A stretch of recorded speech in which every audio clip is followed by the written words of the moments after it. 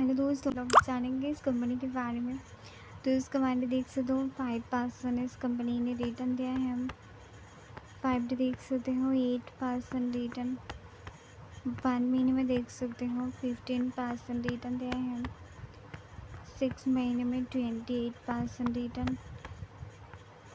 1 year में देख सकते हो 28% रिटर्न दिया है। हम 5 ईयर में देख सकते हो 175% रिटर्न। 1 डे रिटर्न भी दिया है, अच्छा खासा ग्राफ भी पड़े हैं। प्राइस देख सकते हो 243 रुपीज़। मार्केट साइज देख सकते हो, पी देख सकते हो 24। मार्केट ओपन है देख सकते हो।